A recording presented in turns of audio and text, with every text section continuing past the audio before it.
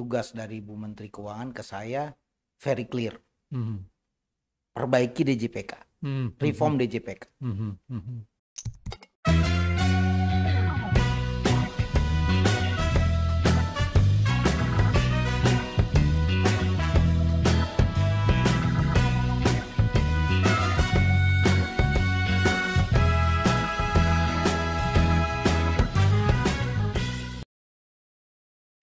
Nah, Pak Prima, kemudian Bapak ke Direktorat Jenderal Perimbangan Keuangan. Nah, mungkin Pak Prima bisa sharing itu. Karena di BPPK kan juga tidak lebih dari 2 tahun kan ya Pak Iya. ya? Malah mungkin kurang dari Kurang itu. dari 2 tahun. Lah iya, Iya, terus 1 tahun tiba-tiba 8 bulan kalau nggak salah. terus Ya. tiba-tiba diminta jadi gubernur jenderal gimana nih? Ya itu mungkin ya jalan juga ya Pak ya. Dan yang mungkin yang saya ingat adalah saya masuk di DJPK dalam kondisi yang DJPK kurang baik Pak. Ya kalau Bapak ingat waktu itu ada OTT ya Pak. Mhm. Sehingga tugas dari Bu Menteri Keuangan ke saya very clear. Mhm. Perbaiki DJPK, Mhm. reform DJPK. Mhm. Mhm. Nah ini kan merupakan suatu permasalahan multidimensi. Karena kan setelah saya lihat di sini bukan cuman masalah organisasi, di dalamnya ada masalah orang, ada SOP ya dan lain-lain dan regulasi, tapi juga masalah resiko dan network Pak. Betul. Ya kan Pak? Ya. Nah ini yang kadang-kadang kita tidak melihat ini secara komprehensif dalam rangka mitigasi resiko loh Pak. Ya kan Pak? Karena kalau kita lihat dari kasus-kasus itu kan kasusnya adalah kebanyakan percaloan. Nah, dan calo itu bisa dilakukan siapa saja Pak. Nah calo ini bisa hilang kalau informasinya jadi murah atau gratis. Kan gitu ya Pak? Ya. Nah itu sebetulnya yang jadi dasar pemikiran saya yang pertama Pak. Gimana melakukan reform itu Pak. Ya walaupun saya tahu kan kondisi ekonomi, kondisi politik itu kan dinamikanya luar biasa. Betul, kan Pak. betul. Jadi masing-masing dirjen itu pasti akan punya milestone di masanya kan gitu ya Pak. Yeah. Karena tantangannya beda-beda kan gitu Betul, ya Pak. betul. Nah kebetulan di saya itu tantangannya waktu itu Pak. Ya jadi yang saya lakukan pertama kali adalah kita melakukan konsolidasi ya dan kita juga melakukan perbaikan SOP ya dan lain-lain sehingga saya sampai bisa tahu tuh Pak berapa aset dan kekayaan dari masing-masing pegawai. Oh, luar biasa. Jadi kita profile Pak. Iya. Maksudnya apa? Ya maksudnya kalau misalnya ada yang nggak bener, udah langsung bisa kita kasih tahu Pak. Kan gitu ya Pak. Yeah. Nah itu yang kita lakukan. Kemudian juga yang kedua, informasi Pak kita buka.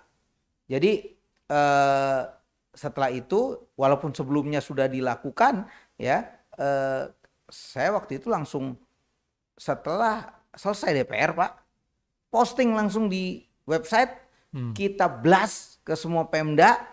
Nah, tapi kan namanya informasi kan ada yang mau baca, ada yang nggak baca. Iya.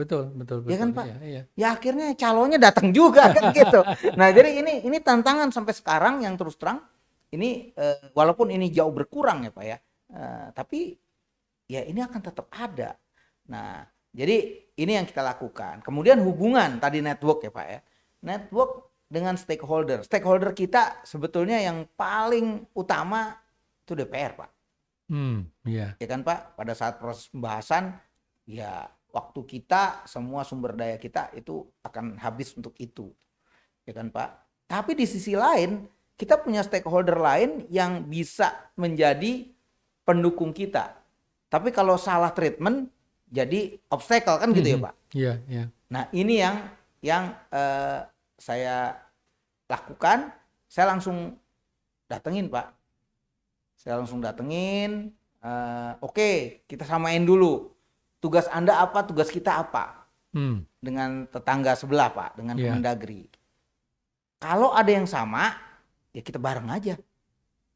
Kalau ada yang beda, tuker-tukeran informasi. Jadi saling mendukung.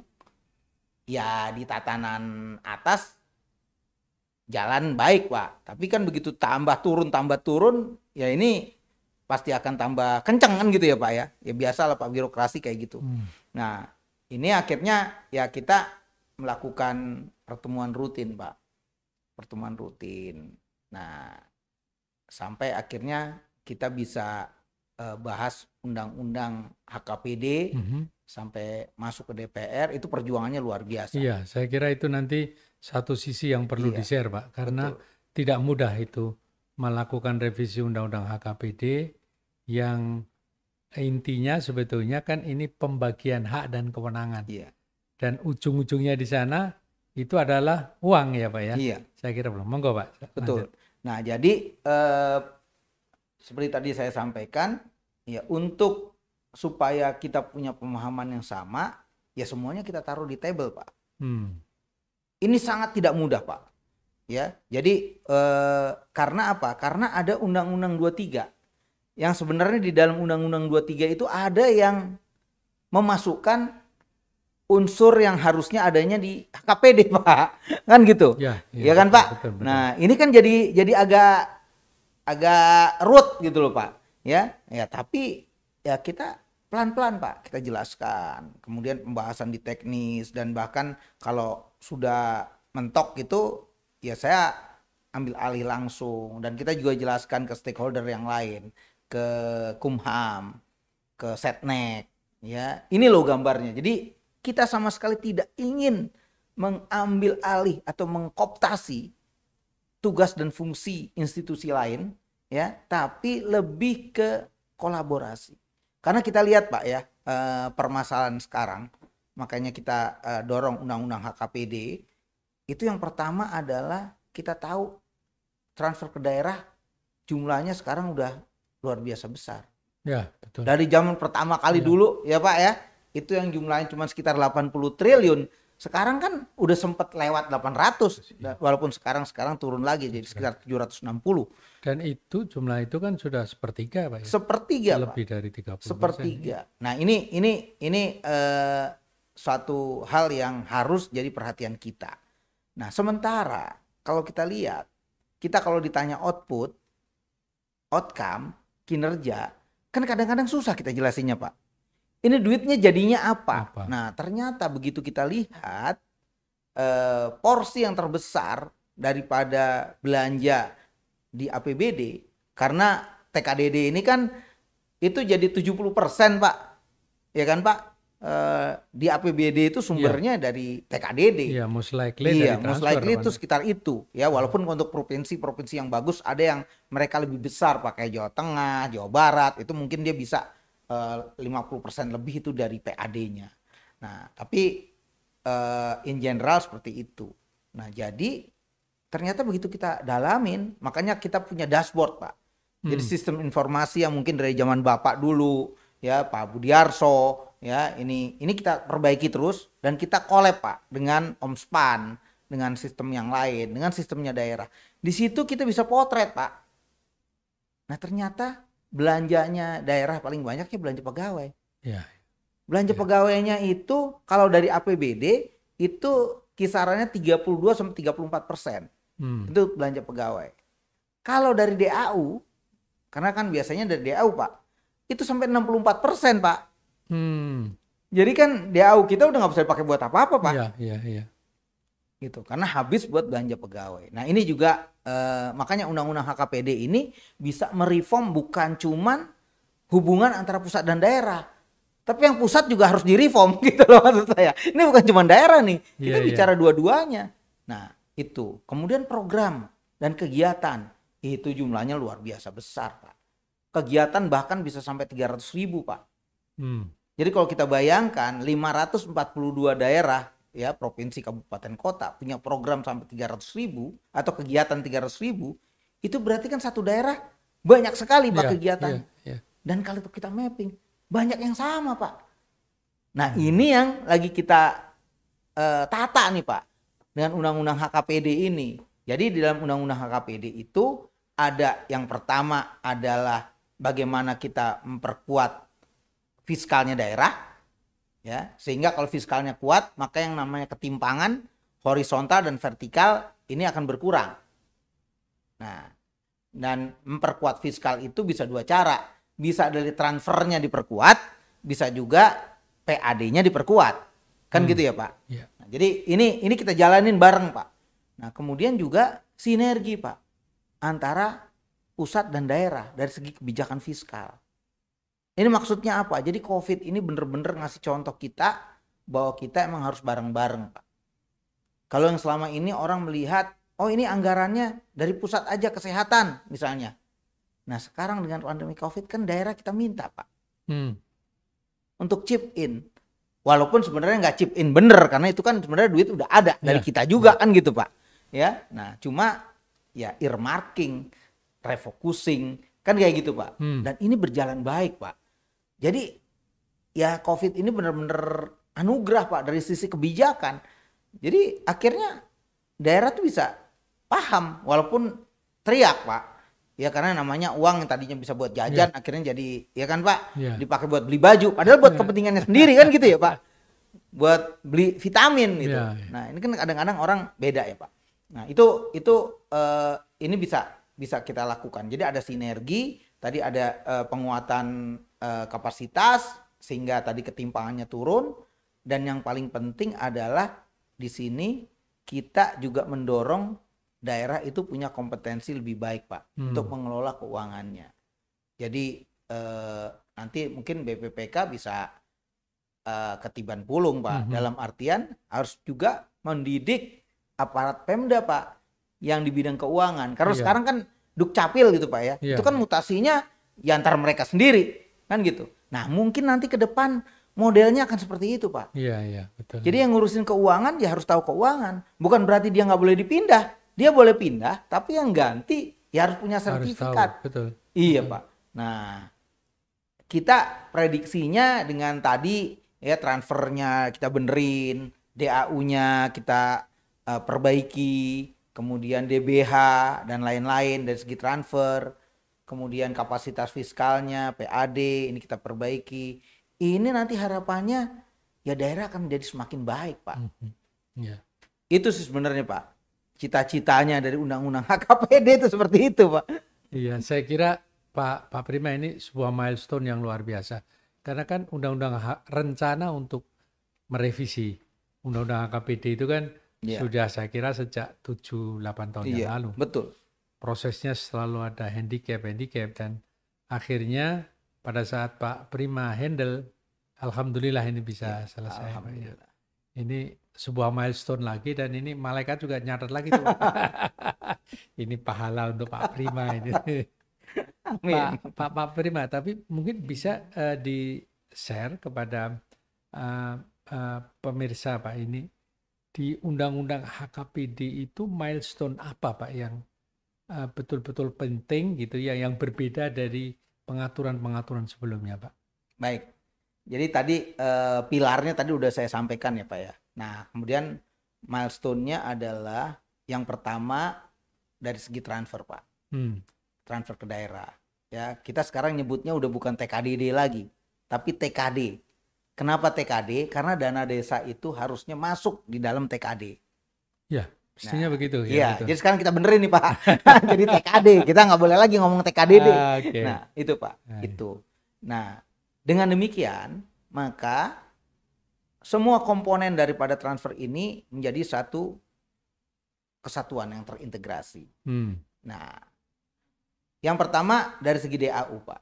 DAU ini ada satu hal yang mungkin agak berbeda dengan yang sebelumnya, yaitu kita juga memasukkan faktor penyesuaian yang bisa jadi semacam on top gitu Pak. Kalau ada daerah yang punya keunikan, karena kan ada daerah yang komplain, Pak daerah saya nih daerah hutan, jadi saya nggak bisa nih explore PAD di situ. Nah yang gini gimana? Ya nanti kita ada formulanya Pak. di faktor penyesuaian itu nanti kita akan bisa kasih harga gitu Pak. Hmm. Untuk keunikan daripada masing-masing daerah. Tapi itu masuk dalam formula Masuk, DAU-nya, Pak? masuk, Oke. masuk. Ya, karena kan DAU nggak boleh nggak pakai formula kan Iya, gitu iya. Pak. Nah, tapi di dalam formula itu ada faktor penyesuaian. Nah, ini yang agak berbeda dengan sebelumnya. Kemudian caranya melihat DAU.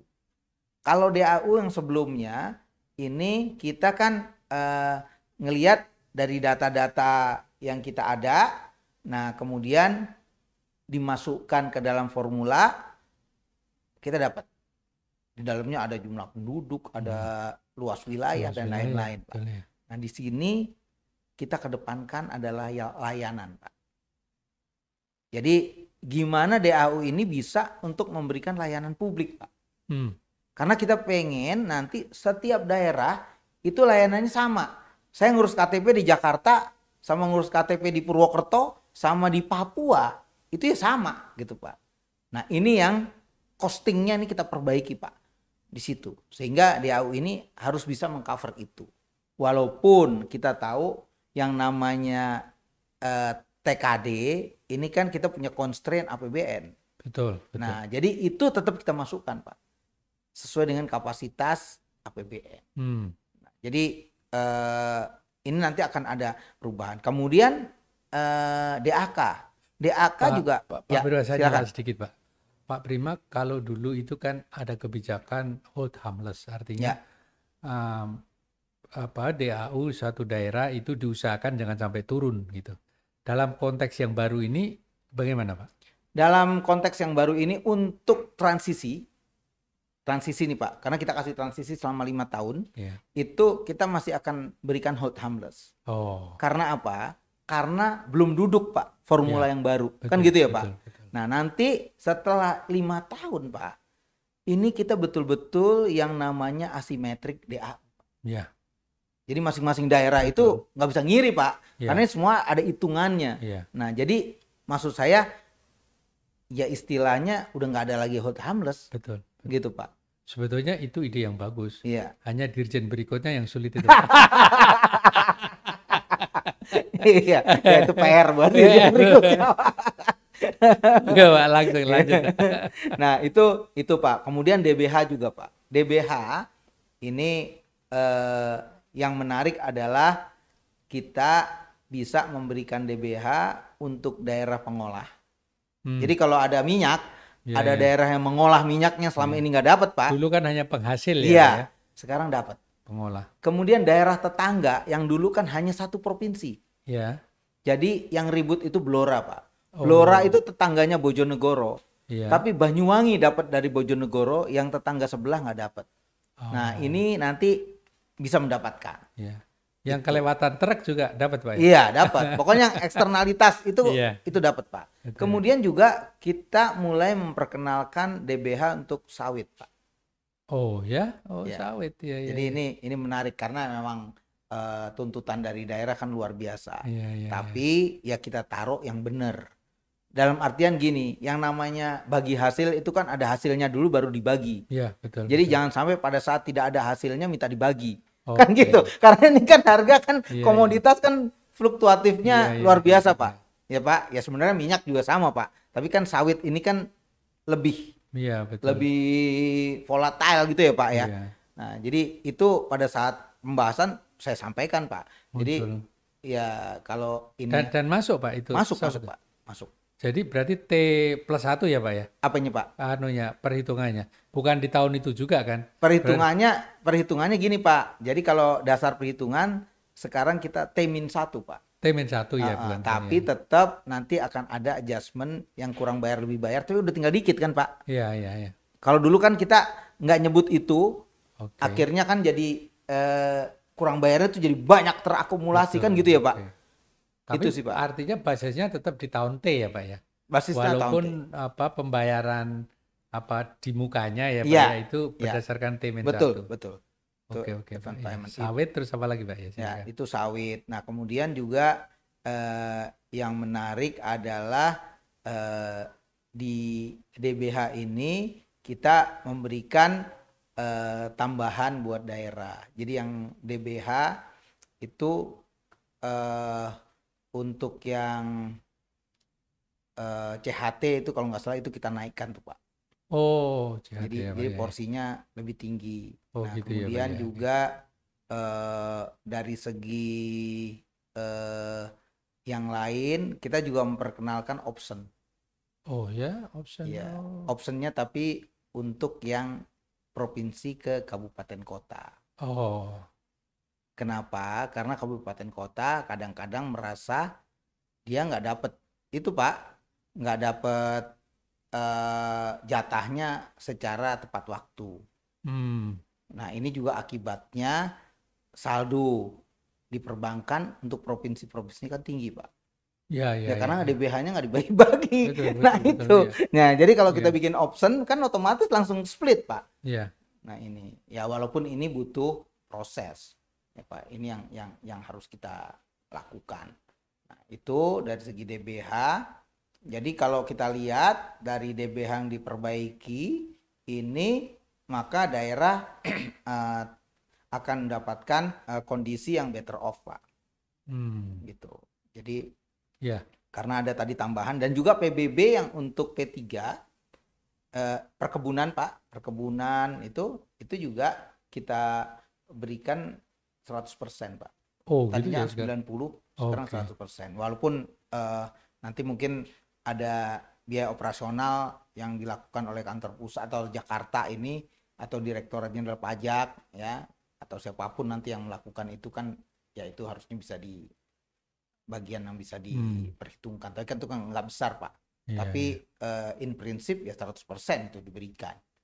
Iya, Itu iya, iya. Pak. Itu yang menarik dan dari PDRD karena ini HKPD ini kan merger. Undang-Undang 28 itu juga dimasukkan di Oh, situ Pak. oh gitu ya ya. Iya. Nah, Jadi Undang-Undang 28 tidak berlaku lagi. iya. Oh ya Nah, ya ya. jadi di situ juga kita melakukan simplifikasi pajak daerah dan retribusi. Pajak daerahnya nanti akan menjadi 16, retribusi itu jadi 18 layanan. Dari 32 layanan jadi 18 layanan. Nah, kalau pajak prinsipnya adalah pajak-pajak yang mirip digabung jadi satu. Jadi administration cost-nya lebih rendah, Pak. Lebih rendah ya. Iya, Betul, ya. dan kita dorong di situ mereka hanya bikin satu perda. Oh. Jadi nggak banyak gitu loh Pak. Ya, Karena ya, ini kan ya. sebenarnya kan ngurusin barang kecil-kecil, Ya. ya kan Pak, tapi ribet gitu ya kan Pak. Nah jadi ini kita simplify, ya, dia harus bikin di satu perda. Nah disitulah nanti diatur. Jadi nanti beban administrasi daripada Pemda yang menangani pendapatan ini akan jauh lebih baik Pak. Dalam artian lebih efisien, lebih efektif. Ya. Jadi dengan undang-undang HKPD yang baru itu kita berharap daerah untuk penerimaan asli daerahnya bisa meningkat. Meningkat. Ya, betul. Alhamdulillah ya. Betul. Jadi empowering mereka Betul. untuk juga bisa bekerja keras Pak ya untuk Betul. mencari resources Betul. domestik daerah masing-masing. Betul. Dan belanja juga Pak kita lakukan tadi perbaikan dari segi kualitas ya, kemudian juga ada sinergi kebijakan. Jadi belanja-belanja itu daerah dengan pusat ya harus nyambung Pak. Nah ini sebenarnya yang tadi saya bilang, ini ada reformnya juga di pusat. Okay. Kenapa? Karena kan selama ini Pak daerah nganggap saya tuh dapatnya cuma TKDD. Padahal ada dari KL Pak. Iya. Ya kan Pak? Yang diarahkan ke sana, baik yang anggaran KL sendiri maupun yang Dekon TP. Ya kan Pak? Ya. Nah ini kan nggak ke-capture Pak. Nah nanti ini akan ter-capture dan di-merge Pak. Jadi nanti kalau misalnya ada yang namanya tagging, ada yang namanya blended finance, nah itu nanti kita akan dorong Pak, termasuk dengan KPBU. Jadi kalau ada project itu bisa begitu Pak. Jadi kapasitasnya meningkat. Kita nggak ngomong cuma DAK fisik yang nilainya misalnya 10 miliar, tapi nanti akan masuk nih KL. KL misalnya chip in berapa? Kemudian KPBU termasuk pinjaman Pak.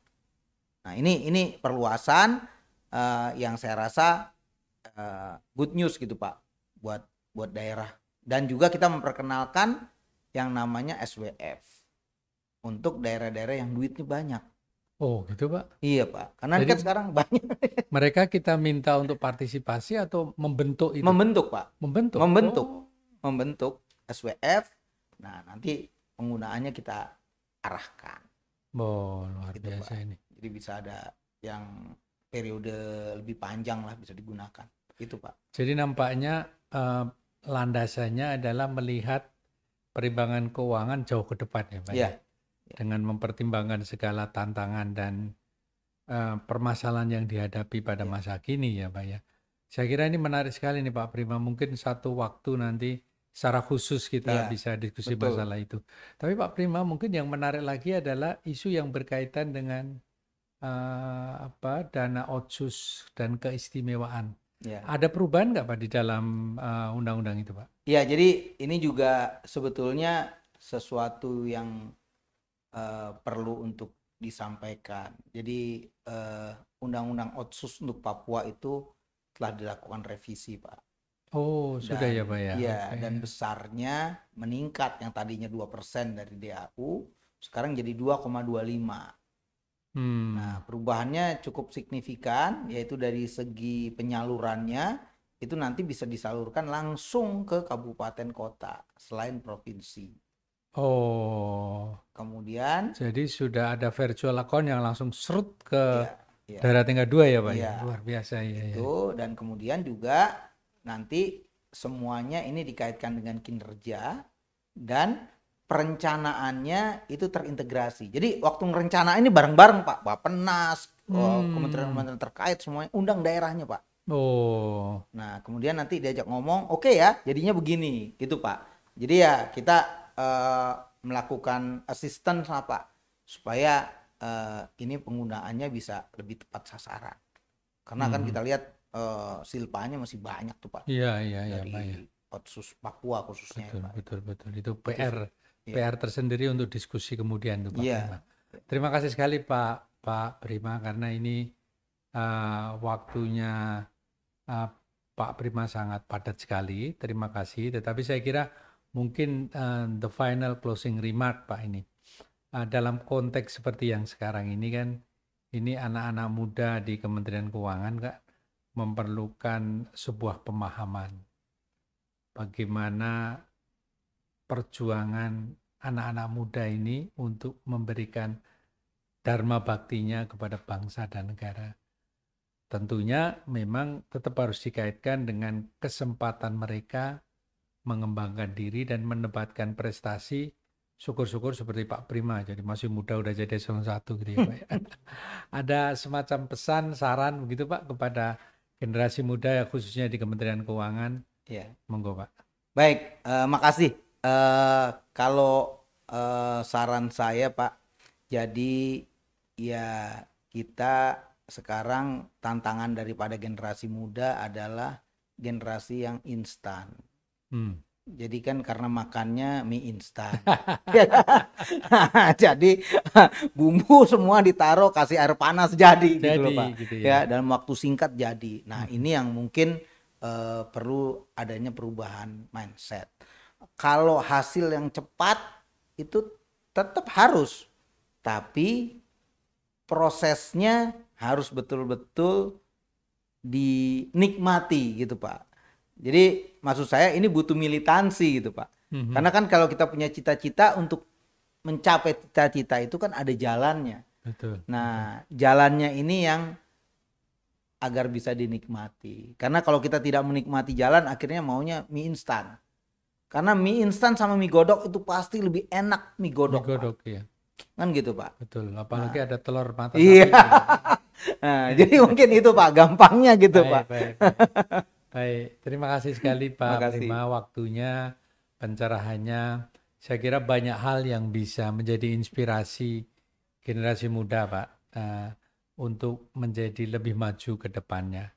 Jadi ada sebuah keinginan untuk terus maju, bekerja keras, mencari alternatif strategi berdasarkan cara-cara baru, tetapi juga tidak melupakan sinergi dan kerjasama dengan stakeholder.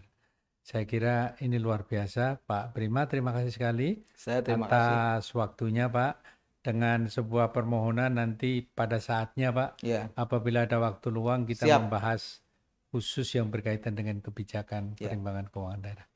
Pak Prima, terima kasih sebagai ucapan terima kasih Pak. Mari kita tulis ini sebagai sebuah penghormatan yang luar biasa untuk Bapak Gubernur Jenderal. Makasih, Pak Arwanto.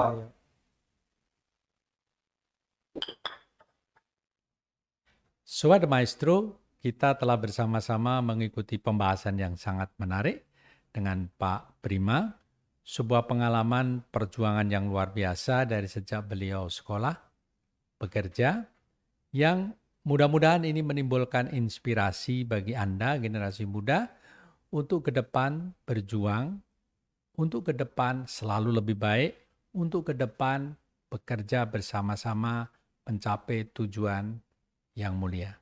Terima kasih atas perhatian Anda. Sampai jumpa pada episode berikutnya. The Maestro Media, para maestro berbagi info.